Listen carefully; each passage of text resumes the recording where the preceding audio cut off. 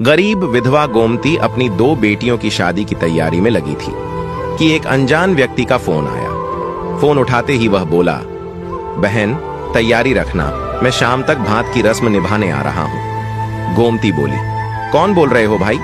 वह बोला, तेरा भाई बोल रहा हूं। गोमती बोली, मेरा तो कोई भाई नहीं है, क्यों गरीब के साथ मजाक करते हो भाई? वह बोला, बहनों के साथ मजाक नहीं किया जाता बहन, 4 बजे तक पहुंच जाऊंगा, मेरा विश्वास करना। इतना कहकर उसने फोन काट दिया। गोमती की बड़ी बेटी बोली, कौन था माँ? वह उदास होकर बोली, नाम नहीं बताया बेटा, बोल रहा है शाम तक भात लेकर पहुंच जाऊंगा।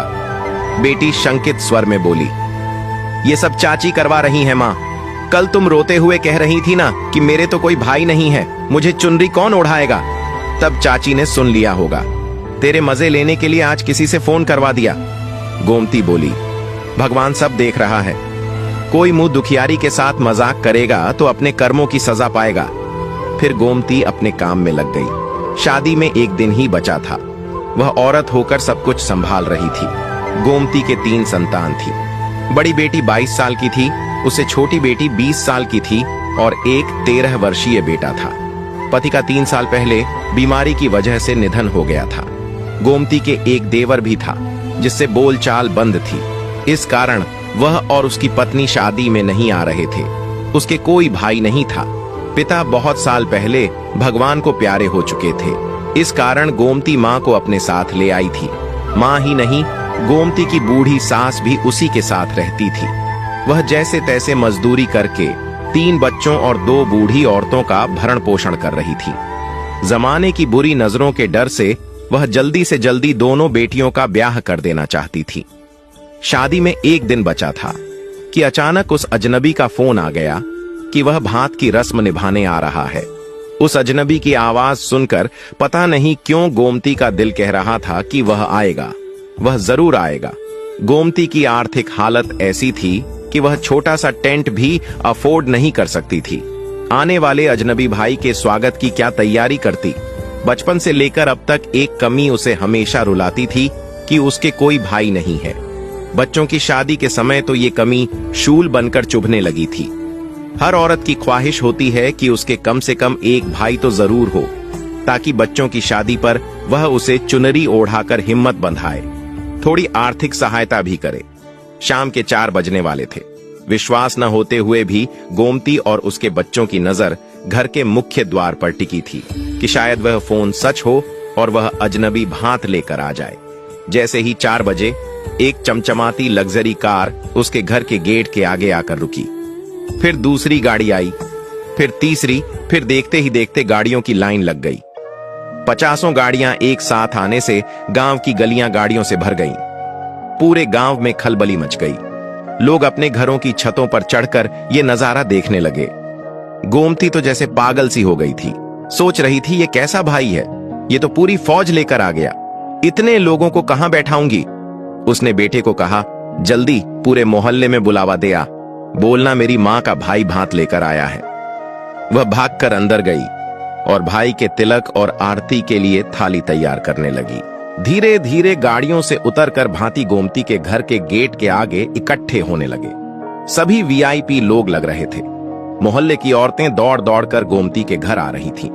आते ही पूछती, बहन ये अमीर भाई कहाँ छुपा रखा था? कौन है ये? कहाँ रहता है? पहले कभी बताया नहीं तुमने? गोमती बेचारी क्या जवाब देती? उसे तो खुद ही नहीं पता था कि ये भाई है कौन। गोमती के सैकड़ों भाइयों ने पानी भी नहीं पिया था, सीधे भात भरने लगे थे। सबसे पहले जो व्यक्ति आया वह तिलक निकलवाते वक्त बोला, बहन पहचाना क्या? गोमती ने ना में गर्दन हिलाई। तब वह बोला, बचपन के दिन याद करो, जब एक 7 साल का बच्चा हमारे गांव के जोहड़ में डूब रहा था, तब तुमने अपनी जान पर खेलकर उसकी जान बचाई थी। मैं वही हूं। गोमती बोली, कैलाश हो? मगर तुम लोग तो किसी शहर में जाकर बस गए थे।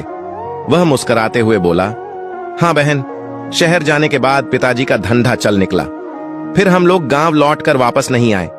मैं तो सब कुछ भूल चुका था, मगर पिछले महीने पापा ने याद दिलाया कि एक लड़की का बहुत बड़ा आभार है तुम पर, वो जरूर उतारना। तब मैंने अपना एक आदमी भेजकर तुम्हारा पता लगवाया। उसने बताया कि तुमने इस तारीख को बेटियों की शादी तय कर रखी है। इसलिए मैंने सोचा भांजियों की शादी पर भात भर देता हूं। देखो, मैं वक्त पर आ गया। फिर कैलाश ने एक महंगी चुनरी गोमती को ओढ़ाई और एक नोटों से भरा सूटकेस बहन की झोली में रख दिया, जिसमें 50 लाख रुपए थे। उसके साथ आए सैकड़ों लोगों ने भी उसे चुनरी ओढ़ाई और थाली में नोटों की गड्डियां रखते गए। अचानक एक गरीब औरत के घर पैसों की बरसात हो गई थी। जो भी देख रहा था सदमे में आ गया। एक विधवा जो बेटियों की शादी का खर्च उठाने के काबिल भी नहीं थी, उसके इतने सारे करोड़पति भाई आ गए। भाई न होने के कारण वह एक चुनरी को तरस रही थी, मगर उसके भाइयों ने तो उसे सैकड़ों चुनरियां ओढ़ा दी थीं। गोमती पगलाई सी रोते रोते भाइयों का तिलक करती रही थी। गोमती को रोते देखकर पास खड़ी महिलाओं के भी आंसू निकल रहे थे।